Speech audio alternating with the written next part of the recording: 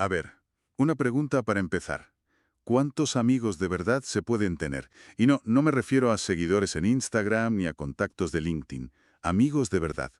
¿Hay un límite físico, real, en el número de relaciones estables que nuestro cerebro puede gestionar? Es la gran pregunta, ¿verdad? Porque vivimos en un mundo que parece hiperconectado. La métrica del éxito social es el número de amigos que tienes, Sí. pero a la vez la sensación de aislamiento es muy común. Es una paradoja muy de nuestro tiempo. Pues hoy vamos a sumergirnos en una idea que a mí me parece fascinante y que intenta ponerle cifras a esa intuición. El número de Dunbar. Mmm, Es una teoría del antropólogo Robin Dunbar que sugiere que sí, que nuestro cerebro tiene un límite. Y nuestra misión hoy es desentrañar qué es este número, de dónde sale, si sigue siendo válido en la era de Facebook y sobre todo qué nos dice de nosotros como animales sociales. para eso nos vamos a basar, claro, en el trabajo original de Dunbar, pero también en estudios más recientes que lo han puesto a prueba.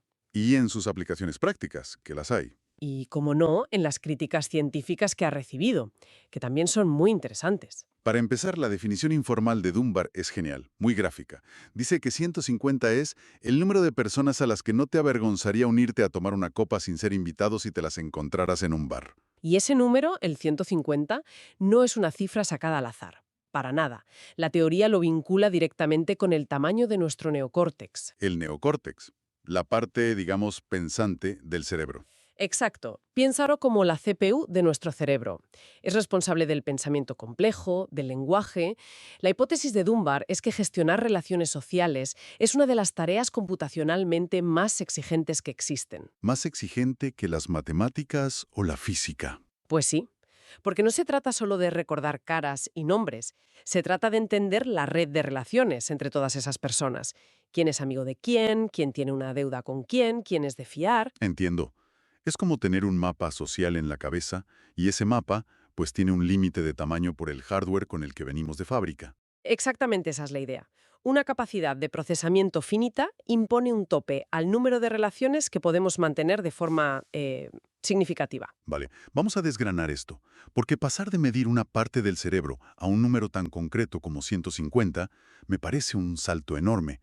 ¿Cómo se hace ese cálculo? Pues el punto de partida, y esto es clave, no está en los humanos, está en nuestros parientes primates. Ah, ¿empezamos por ahí? Sí, Dunbar, como primatólogo, observó que la forma en que los primates mantienen la cohesión de sus grupos es a través del acicalamiento social, el social grooming. El despiojarse unos a otros, las caricias, Justo, es su forma de crear alianzas, de mantener la paz, de fortalecer lazos. es el pegamento social del grupo.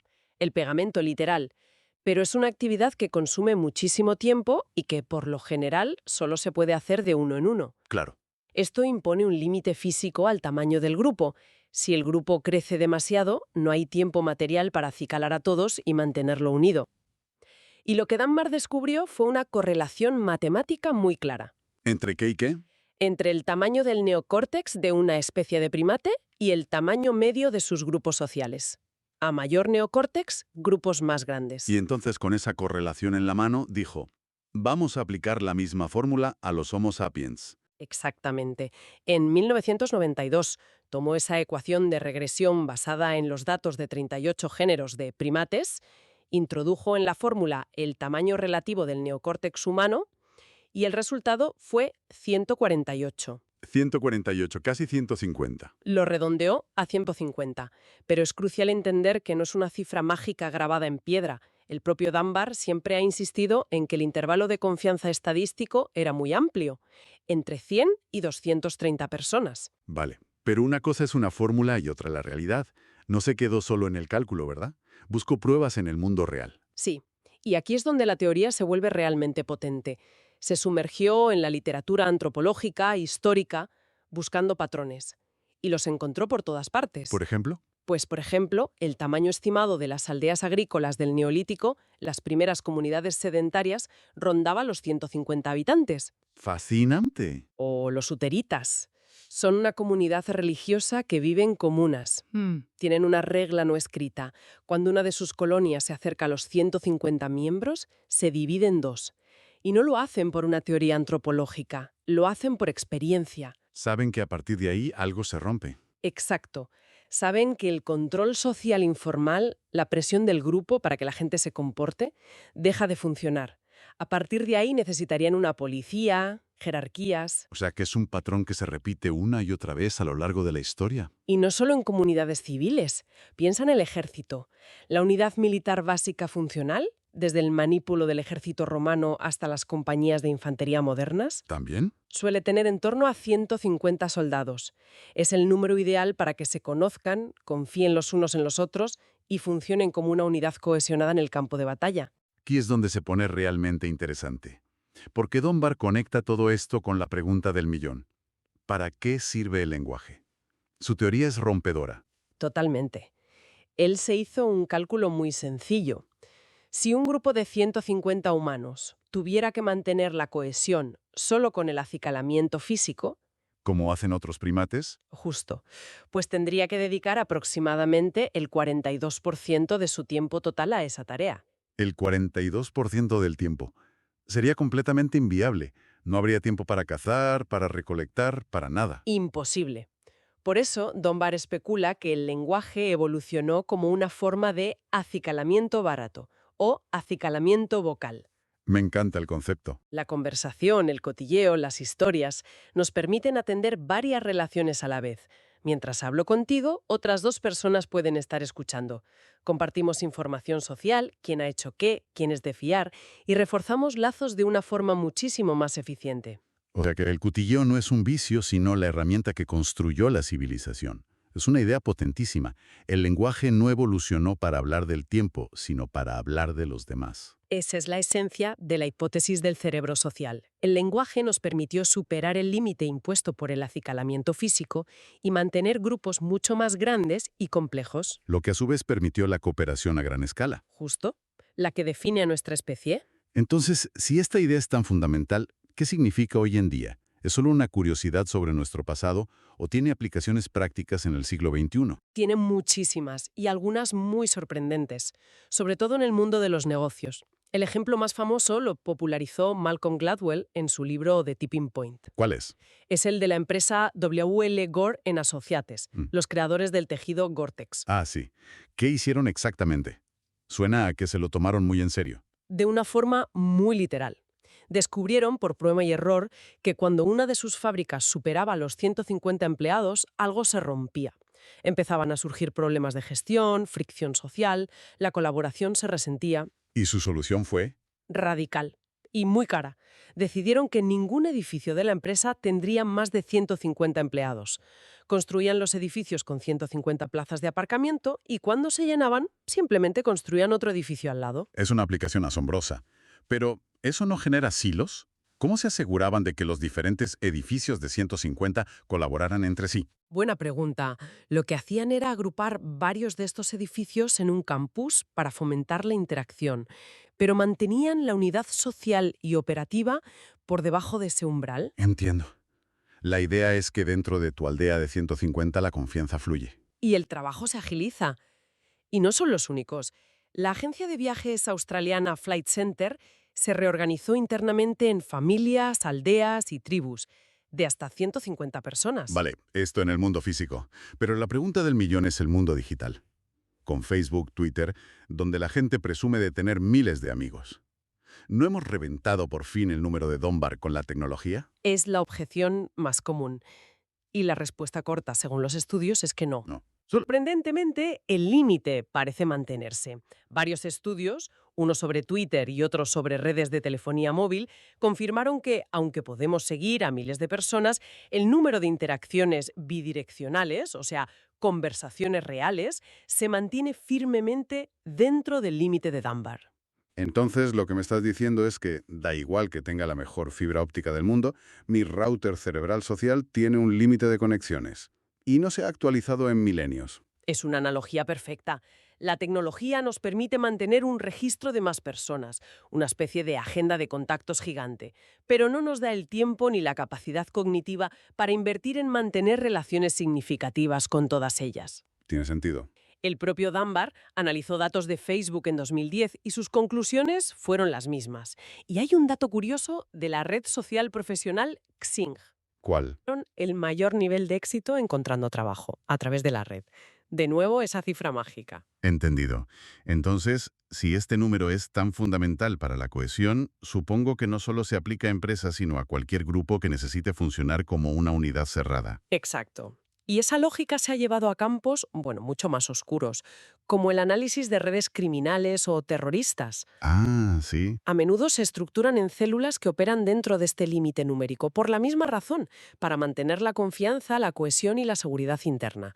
Un grupo más grande se vuelve mucho más vulnerable a la infiltración. Bien, hasta ahora la teoría parece increíblemente sólida. Explica desde aldeas neolíticas hasta el éxito en una red profesional. Pero, como en toda buena ciencia, tiene que haber debate. No todo el mundo estará de acuerdo con el 150. Por supuesto, y es fundamental analizar las críticas porque no son triviales. Para empezar, otros investigadores han llegado a números muy diferentes. ¿Ah, sí? Sí, el trabajo más conocido es el de los antropólogos H. Russell Bernard y Peter Kilworth. Hicieron estudios de campo muy exhaustivos en Estados Unidos y llegaron a una media de 290 contactos. Un momento, casi el doble. Eso no es un pequeño ajuste, es una refutación en toda regla. ¿Cómo es posible que lleguen a conclusiones tan distintas? ¿Estaban midiendo lo mismo? Ahí está la clave. Intentaban medir lo mismo, la red social personal, pero con métodos diferentes. Dunbar se basó en la extrapolación desde primates. Bernard y Kilworth usaron métodos directos, como pedir a la gente que hiciera listas de sus contactos. Y les solía 290. Una media de 290, con una mediana de 231. Aunque su número no se ha popularizado tanto, es un contrapunto empírico muy importante. Y las críticas no solo apuntan a que el número podría ser otro, van más allá, ¿no? Cuestionan la premisa original. Exacto, atacan la raíz metodológica del argumento. Un estudio muy sonado, de 2021, replicó el análisis original de Dunbar, pero utilizando bases de datos de primates más actuales y métodos estadísticos más sofisticados. ¿Y qué pasó? Pues, por decirlo suavemente, los resultados fueron un caos. ¿Un caos? Sí, dependiendo del modelo estadístico que usaran, los promedios de tamaño de grupo predichos para los humanos oscilaban entre 16 y 109 personas. Vaya. Pero lo más revelador fueron los intervalos de confianza. En un caso, el intervalo iba de 2 a 520 personas. De 2 a 520. Eso es como decir que el límite de velocidad en una autopista está entre 2 y 520 kilómetros por hora. A efectos prácticos es como no decir nada, ¿no? Exacto. La conclusión de los investigadores fue clara. La correlación no es lo suficientemente robusta como para derivar un límite cognitivo único y fiable para los humanos de esta manera. Entiendo.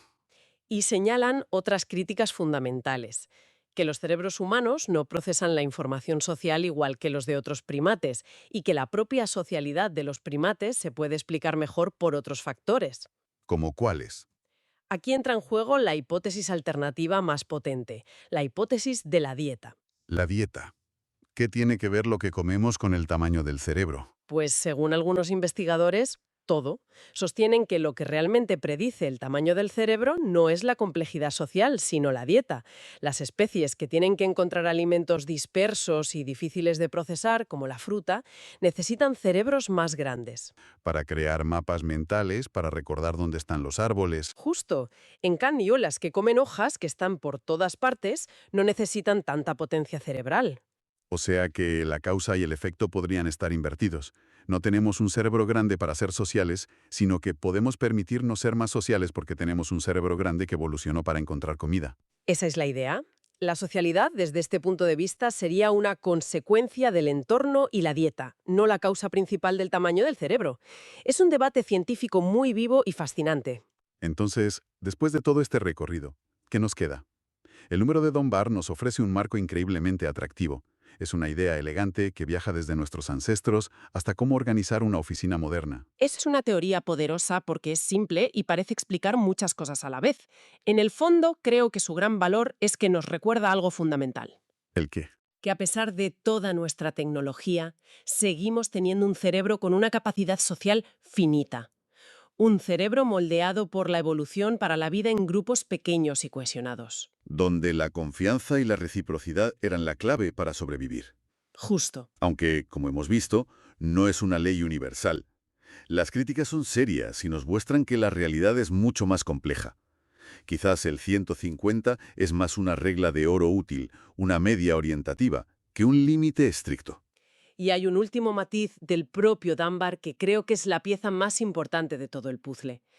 Él mismo explica que dentro de ese gran grupo de 150 no todos son iguales. Hay círculos concéntricos. Como capas de una cebulla de la amistad. Exactamente. Hay un núcleo de unas 5 personas, nuestro círculo más íntimo de familiares y mejores amigos, a las que dedicamos de media el 40% de todo nuestro tiempo y energía. El 40% a solo 5 personas. Es una cifra brutal. Brutal. Luego hay una siguiente capa de otras 10 personas, hasta llegar a 15, a las que dedicamos un 20% más. O sea que si sumas, Te das cuenta de que 2/3 de todo nuestro presupuesto social se invierten en apenas 15 personas. El resto, las otras 135, se tienen que repartir el tercio que queda. visto así, la pregunta final quizás no es cuántas personas podemos conocer, sino a quién elegimos dedicar nuestro limitadísimo ancho de banda social. Si el tiempo y la energía son nuestros recursos más preciados, y la mayor parte se va a un grupo tan pequeño, ¿cómo está distribuido nuestro propio portafolio de relaciones?